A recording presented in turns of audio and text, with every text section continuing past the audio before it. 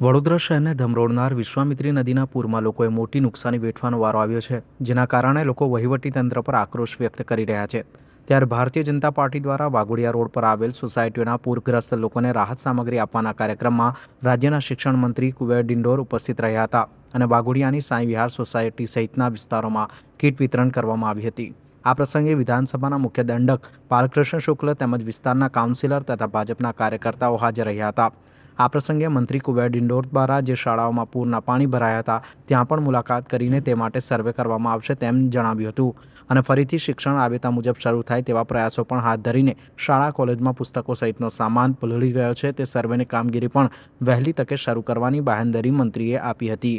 ઉલ્લેખનીય છે કે વાઘોડિયા રોડની કેટલીક સોસાયટીઓમાં રાજ્યના શિક્ષણ મંત્રી કીટ વિતરણ કરવા આવ્યા હતા ત્યારે લોકોએ કીટનો અસ્વીકાર કર્યો હતો અને પોતાની વેદના મંત્રી સમક્ષ ઠાલવી હતી. અમારે તો ખાલી પાણી ઉતરે એની જ જરૂરિયાત છે. બસ એક જ કે પાણી ઉતરી જવું જોઈએ તરત 40 કલાક સુધી. ગયા વખતે 40, હમણાં 40 કલાક ભરે. એટલે મને બહુ તકલીફ પડે છે અને લોકો માનસિક રીતે હેરાન થાય. અને આ પાણી 2019 પહેલા ભરાતા જ નહોતા.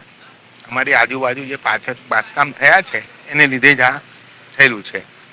ગુજરાતમાં જ્યાં જ્યાં આપણે અતિવૃષ્ટિ થઈ છે, સૌરાષ્ટ્ર એરિયામાં પણ જ્યાં જ્યાં પૂરું નુકસાન થયું છે, પુસ્તકોનું નુકસાન થયું છે, બાળકોના જે સ્કૂલો પલળી ગયા છે, ફરીથી કામ લાગે એવા નથી. એમનું સર્વે કરી તાત્કાલિક ટૂંક સમયમાં એમને પહોંચાડવાની વ્યવસ્થા અમારે કરવાની છે. એના માટે મને બેન મારા સ્કૂલના કાર્યક્રમ માટે આવ્યો આ મિત્રો અમારા જે કાર્યકર્તાઓ છે એમને મળ્યો અને જે કઈ વ્યવસ્થા હશે જે કઈ એરિયા પ્રભાવિત ત્યાં પહોંચાડતા છે અને તંત્ર દ્વારા પણ એની વ્યવસ્થા થઈ રહી છે અત્યારે હાલ.